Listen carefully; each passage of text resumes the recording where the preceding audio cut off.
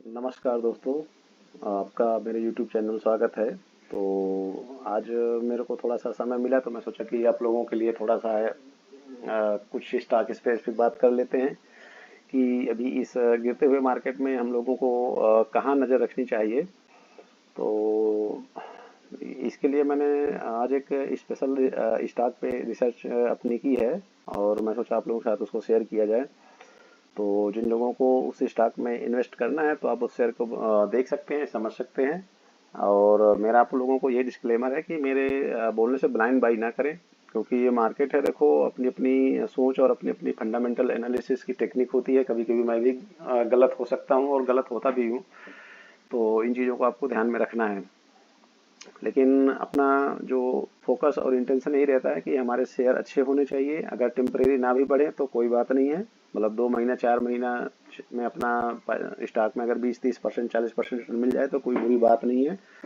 और मैंने बहुत सारे स्टॉक की बात भी की थी, तो आप लोग अगर उसको जाके देखोगे तो आपको पता चल जाएगा कि यहाँ पे किस लेवल की रिसर्च आप लोगों से शेयर की जाती है। तो अगर आप इस चैनल में जुड़े हो तो मुझे लग रहा है कि आप लोग इस बात को जरूर समझ रहे होगे। तो आज हम लोग एक कंज्यूमर स्टॉक की बात करेंगे। और अभी जैसा कि आप लोगों को पता है कि हमारे जो इंडियन बजट आया था उसमें जो कंज्यूमर है उसके लिए काफ़ी रिलैक्सेशन दिए गए थे।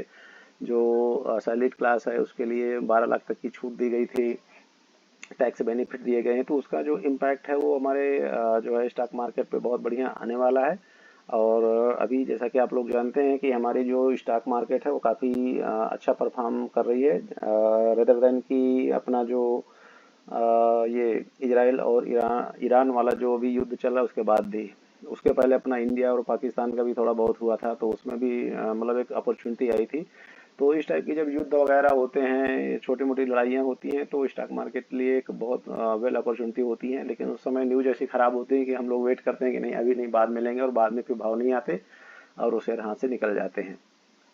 तो आज हम बात करने वाले हैं कि देखो, ये मेरी लिस्ट है, इसमें इस लिस्ट में मैंने एक ये स्टॉक लगा के रखा है जिसका नाम है रेड टेप। अब रेड टेप पे अपन लोग थोड़ा सा देखते हैं कि क्या चल रहा है। तो रेड टेप पे जैसा कि अगर हम इस चार्ट को थोड़ा सा मिनिमाइज करें तो हम देखते हैं कि ये स्टॉक की शायद हाल फिलहाल में लिस्टिंग हुई थी, आईपीओ आया था इस शेयर का।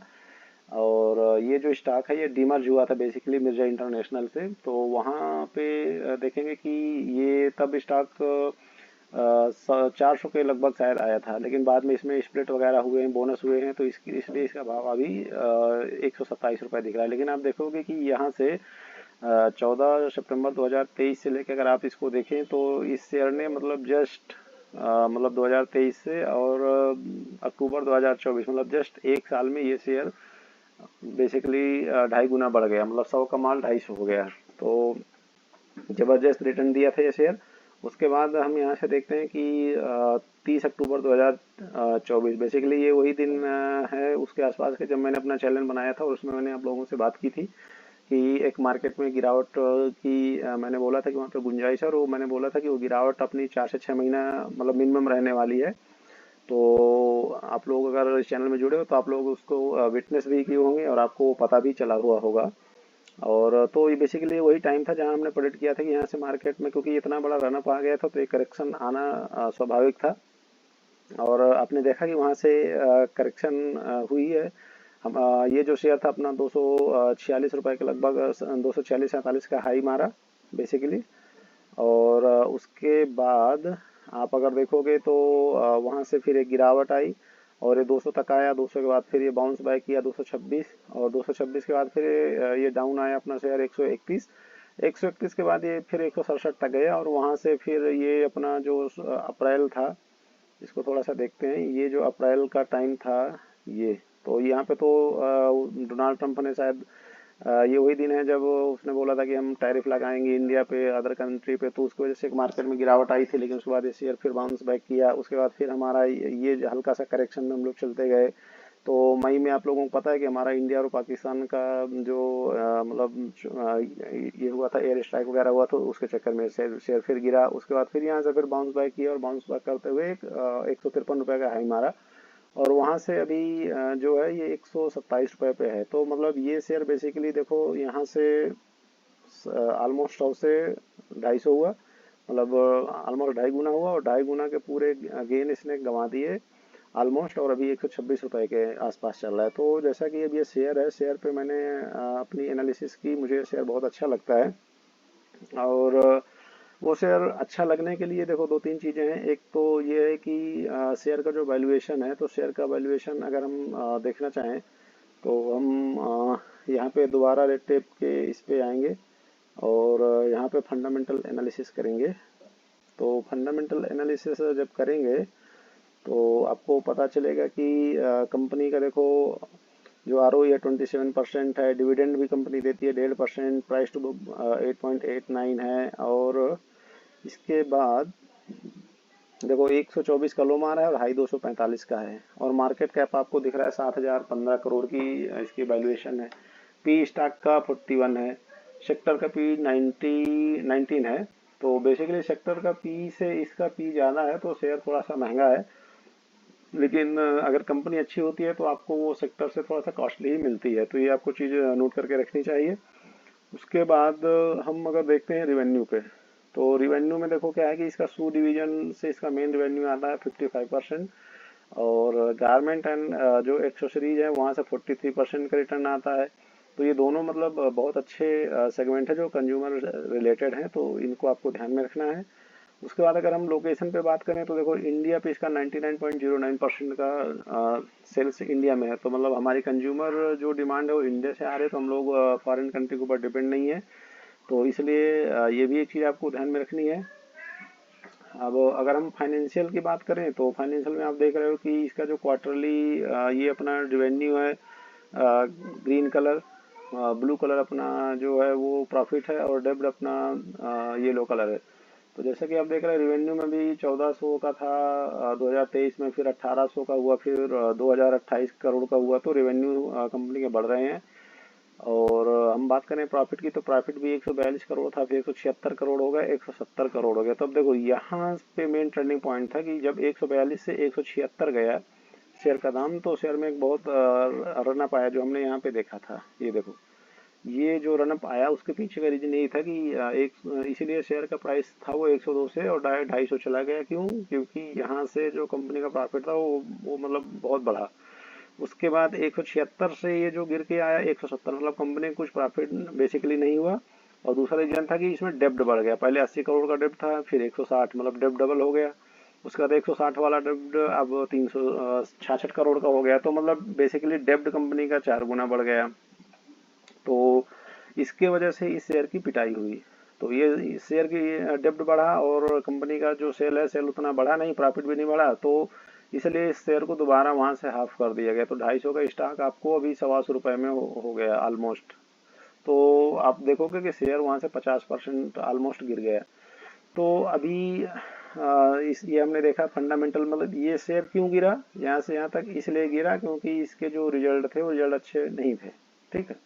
अब उसके बाद हम थोड़ा सा और देखेंगे कि रेवेन्यू हमने देख लिया, लोकेशन हमने देख लिया, फाइनेंशियल भी हमने देख लिया।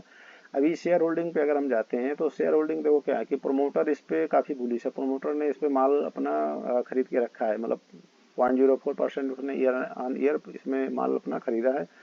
शेयर कंपनी के शेयर कोई प्लेज्ड नहीं है। दूसरा चीज़ क्या है कि FII का भी इसमें देखो कंट्रीब्यूशन बढ़ रहा है, DII का भी बढ़ रहा है, लेकिन रिटेल इससे कम हो रहा है। तो रिटेल कम हो रहा है, अच्छी बात है। तो इसकी जो शेयर होल्डिंग है, शेयर होल्डिंग में प्रोमोटर 72% के लगभग माल खरीद के रखा है, तो इसका मतलब प्रोमोटर इसमें हाई कन्विक्शन है। तो ये भी आपको एक चीज़ ध्यान में रखना है।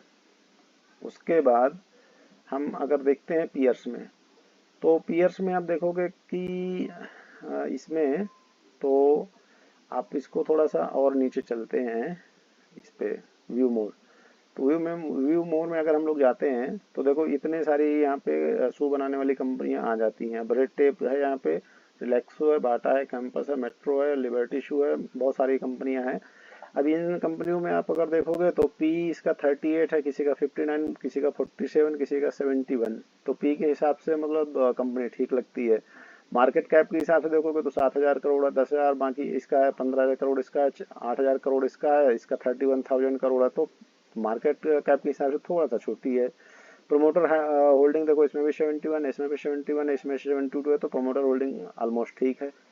सेल्स इसमें -0.32% डाउन है, इसका -6% डाउन, इसका 1% डाउन है, बाकियों का देखो पॉजिटिव है। तो कंपनी यहाँ पे थोड़ा सा लैग कर रही है। ये जो सेक्शन है ये थोड़ा सा सोचने वाली बात है कि इसका सेल नहीं बढ़ रहा है और इसीलिए ये कंपनी का जो स्टॉक प्राइस है वो डाउन आया है।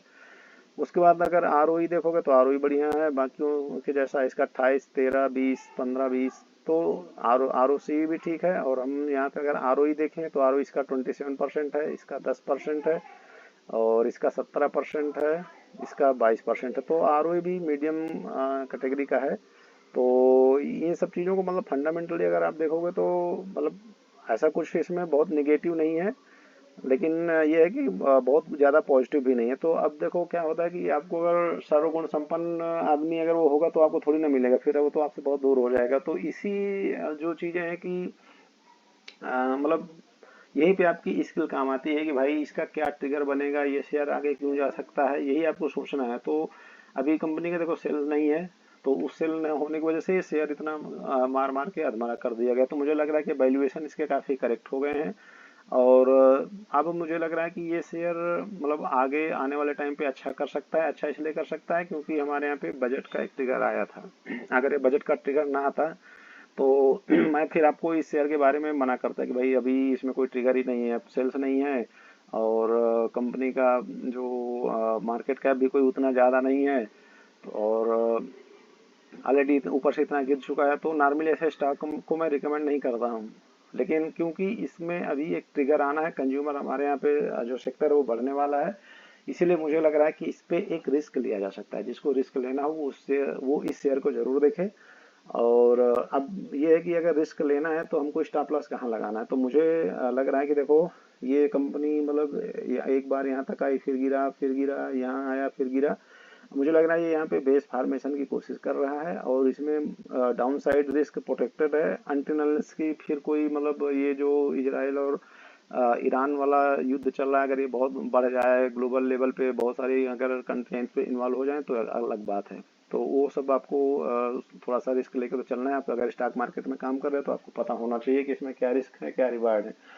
तो अब अगर मेरे से पूछोगे कि भाई मेरे को स्टॉप लॉस क्या लगाना है, तो मैं बोलूंगा कि जो बहुत रिस्की ट्रेडर है वो इसको 98 रुपए का स्टॉप लॉस लगा के खरीदे। जो लॉन्ग टर्म का बहुत जिसको दूर का सोच रहा है, 98 इवन 95, हालांकि उसके नीचे उतना जाने का चांस मैं बोलूंगा तो 1% है। लेकिन आपको ये मैं बता रहा हूँ कि आपको 95 रुपए का स्टॉप लॉस लगा के चलना है कि अगर ये ब्रेक हो तो आपको एग्जिट करना है, नहीं तो बने रहना है। और जिस दिन ये 95 के ऊपर दोबारा आ जाए तो आपको फिर से इसमें एंट्री लेना है। ठीक है, जो अपना स्टॉप लॉस का मैंने आपको फंडा पहले बताया था मैं वही फिर बोलूंगा। और बाकी जिसका शॉर्ट टर्म का नजरिया है कि भाई मेरे को ज़्यादा रिस्क नहीं लेना है, तो मैं बोलूंगा कि अभी 127 रुपये भाव चल रहा है। आप ये वाला जो लेवल है इसको ध्यान में रखो, ये वाला, बेसिकली ये वाला। तो इसके हिसाब से करीब करीब एक, ऐसे तो 119 रुपया हो रहा है, लेकिन मैं बोलूंगा कि आपको इसमें जो है 114 रुपया का स्टॉप लॉस लगाना है, अगर बहुत कोई शॉर्ट टर्म के लिए खरीदे तो 114 के स्टॉप लॉस के साथ शॉर्ट टर्म वाले खरीद सकते हैं। और लॉन्ग टर्म वालों को मैंने बोल दिया कि भाई 95 रुपये का आपको स्टॉप लॉस बनता है। और ये कंपनी मुझे काफ़ी अच्छी लगती है। अच्छी लगने के कारण क्या है, क्योंकि इसका जो प्रोडक्ट है, प्रोडक्ट देखो कैसा है, देखो मतलब शूज फर्स्ट क्लास बनाती है, एसेसरीज बनाती है, कैप, ये सब। तो मतलब इसके प्रोडक्ट तो मुझे दमदार लग रहे हैं। और इसके फंडामेंटल में क्या चेंज होने वाला मैंने आपको बता दिया। तो काफ़ी लग्जरियस प्रोडक्ट मुझे लग रहा है। देखो मेन के लिए है, वुमेन के लिए है, बहुत कुछ है यहाँ पे। आप इसको पढ़ सकते हो, देख सकते हो, किड्स के लिए है, एसेसरीज है, समझ सकते हो। ठीक है, तो इसको आप लोगों को ध्यान में देना है। अभी फुटवेयर में देखो, फुटवेयर है, टॉप वियर है, बॉटम वियर है, वुमेन के लिए, मेन के लिए footwear, top wear, bottom wear, sports wear, inner wear. Kids के लिए भी देखो इसमें है टी शर्ट, गर्ल्स बॉयज दोनों के लिए। एक्सेसरीज में देखोगे तो वॉलेट हैं, सॉक्स हैं, हैंड करचीफ है, कैप्स है, बेल्ट है, बैक पैक्स हैं। तो मतलब प्रोडक्ट ऐसे हैं कि जो डेली यूजेज के लोग हैं उनको ये मतलब इनसे लोग भाग नहीं सकते, उनको ये खरीदना है। तो मुझे लग रहा है कि ये एक काफ़ी अच्छा मतलब बेट हो सकता है। जिसको थोड़ा सा रिस्क लेना है तो इसमें रिवार्ड काफ़ी अच्छे मिल सकते हैं। तो इस इन चीज़ों को आपको ध्यान में रखना है। तो मेरे पास थोड़ा थोड़ा भी व्यस्तता ज़्यादा रहती है, इसलिए मेरे उतने वीडियो फ्रिक्वेंट नहीं आ पाते हैं। तो आप जो इसमें मिल रहा है उसको आप लोग देखो और उसको एंजॉय करो। और ये जो चैनल है इसको दूसरों लोग तक पहुंचाएं, क्योंकि इसमें जो रिसर्च दी जाती है बहुत उम्दा क्वालिटी की है। इसलिए आपको अभी पता नहीं चलेगा, लेकिन जब टाइम निकलेगा 2 साल 2.5 साल बाद तो आपको पता चलेगा कि ये शेयर कहाँ से कहाँ चले जाएंगे। तो मुझे लग रहा है कि आप लोगों को दोस्तों मेरी बात समझ में आ गई होगी कि मैंने किस शेयर की बात की, क्यों की, और मुझे क्या अच्छा लगता है। तो इसी के साथ मैं आज अपना जो वीडियो वहीं पे बंद करते हैं। और फिर किसी नेक्स्ट वीडियो में किसी नए स्टाफ के साथ मिलेंगे। तब तक के लिए थैंक यू, जय हिंद, जय श्री राम। और इस चैनल को दूसरों तक जरूर पहुंचाएं। Thank you.